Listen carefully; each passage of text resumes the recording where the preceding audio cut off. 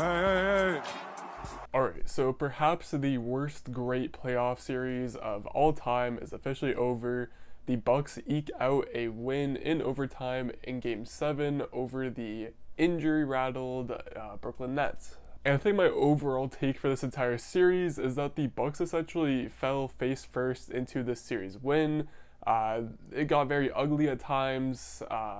Coach Bud obviously didn't really have a great idea of what he was doing in order to succeed or how to get his team to play well. The Bucks were just dealing with a lot of injuries that led to a lot of offensive woes. And overall, like I said, this was an amazing series. It was close. It was fun to watch. It was heated. There was some great banter here and there throughout the series, but overall, just a lot of gross basketball. And all of that capped off by Kevin Durant almost having some of the greatest shots we've ever seen in NBA history. Obviously, he had the game-tying one where his foot was just barely on the line. Everyone's getting their memes off about him wearing a size too big or just his feet being too big, because KD does have some abnormally large feet, as do a lot of NBA players, but KD especially. I know this discussion isn't fun to have when it comes to basketball, but I feel like in this situation, more than most, it feels pretty in place.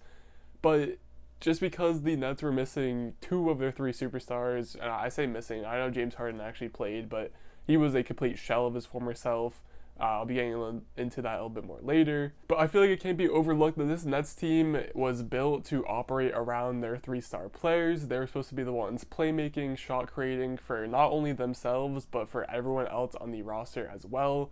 And missing two of them, with James Harden being a shell of himself, like I said, it definitely made things a lot tougher. And I think it's a very fair thing to say that even if just one of Kyrie or Harden were healthy for the majority of the series, I have very little doubt in my mind that this one's over in 6 pretty handedly, with Brooklyn moving on. On the Bucks side of things, Giannis had a big statement game to protect his legacy. I guess that's a thing now. But even despite airballing at the free throw line twice, that little mini battle between him and the Nets crowd, with them counting the numbers out and all that, was really fun and a good additional side piece to this already entertaining game. But I also feel like the fact that he dropped 40 in a Game 7, winner go home game, is being glossed over. And I really wish that more people in the NBA media world would be talking about that rather than some of the other things that they are talking about. Like, for example, how the Bucks are just getting absolutely slandered for every hour since they've lost the game. If there's anyone that deserves slander from this series at all, it's Coach Budenholzer, even if he did up his game a little bit over those last two games and actually made some smart changes and did some things that helped the team win instead of helped them lose. I still stand by my point that Budenholzer should be fired after the season no matter what.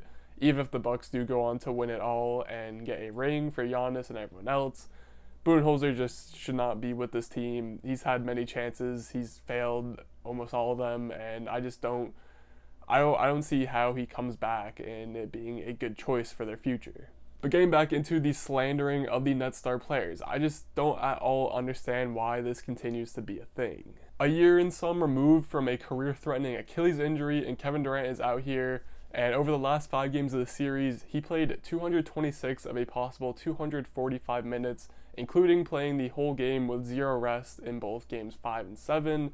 And I just don't get how Kevin Durant is getting any sort of slander right now, especially since he delivered us 2 all-time performances in, like I said, both games 5 and 7. He had over 40 points in both games. It was just knocking down shots all night, and even playing great defense as well. Yet, since the game finished, I go on Twitter and I just continuously see tweets comparing him and LeBron James and their different playoff runs and this and that.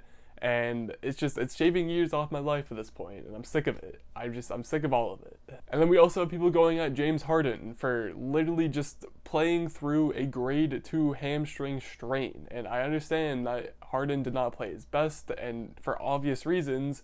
He maybe could have shot a little bit better, maybe worked more as a spot-up shooter off of Kevin Durant's creations. But still, I don't get how he's getting ridiculed for his performance. He should be getting respect for having the balls to go out there and risking a further, worse injury just to try and help his team advance and be able to get to a place where they can get some time to get healthy and then regroup as they progress further into the playoffs. And I'm here to suggest a rule that in order to slander James Harden for his play in the series, you first must also play 40 minutes a night across multiple games on a grade 2 hamstring strain. So if you can show me proof of that, you're all set to go. You can go slander at your will. But until then, I don't want to be seeing any more James Harden slander for the series. Slander him for anything else. Slander him for his time in Houston. I don't care. Just not for this series. And then Kyrie is the worst of them all somehow. The man literally played 2.5. He didn't even make it to halftime of Game 3. And for some reason, he's catching the blame for what happened in the rest of the series, which is just even funnier because when Kyrie was playing, the Nets absolutely dominated the Bucks. They won the first 2 games, including the 40-point blowout in Game 2. They were up in Game 3. Then Kyrie goes down with the ankle injury, misses the rest of the series, and the Bucks go on to win 4-5. And yeah, that one just makes the least amount of sense to me somehow. Even including how the other 2 make 0 sense to me, Kyrie makes the least sense to me. And yet for some reason, even at this point, almost 24 hours removed from the game, and I'm still seeing tweets about how Harden and Kyrie can't make a conference finals without other past players like LeBron that they played with. Even people are throwing KD in the mix, and again, it just makes no sense to me. I don't get why we're trying to tear these players down. They're literally they're not healthy. They're trying to rest up. It was a terrible short season that's been filled with injuries, and we just need to move on. One thing I am interested to see, though, for the Nets moving forward is basically just what unfolds over the next season, because as of now, I'm seeing some similarities between what happened with them and what happened with the Clippers just a year ago. Both teams were early exits, or at least earlier than expected exits, in the second round of the playoffs, and we saw how both teams get absolutely memed for it, whether it's deserving or not. They are just, they're getting the slander for it. And for the Clippers, they came out this season and played great basketball, and no one really seemed to care until the playoffs hit. And even then, they've been playing extremely well in the playoffs and probably aren't getting enough recognition for what they're doing.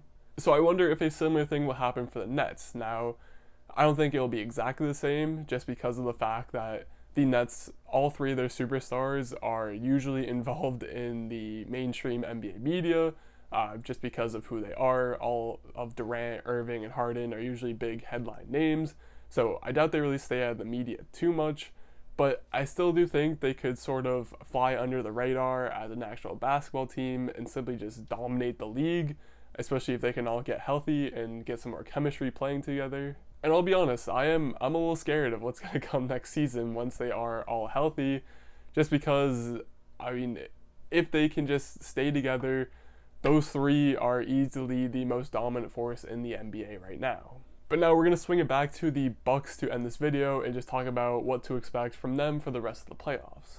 As of now, they're the odds-on favorites to win it all, and I'm not really surprised with that. They're most likely the most talented team left in the field, maybe except for the Sixers when fully healthy, or maybe even the Suns could get thrown in there. But with Kawhi currently out, I don't think the Clippers match up with them at all. For the Hawks, they're just a younger team. I don't think they match up with them either. With that being said, though, all it takes is one great coaching performance from any of the other teams, and I just don't think Bud is going to be able to match the energy of the opposing coach if they do well. But again, at the same time, as I mentioned with Kawhi being out, if he remains out, I think Giannis is most likely the most dangerous superstar left in the tournament.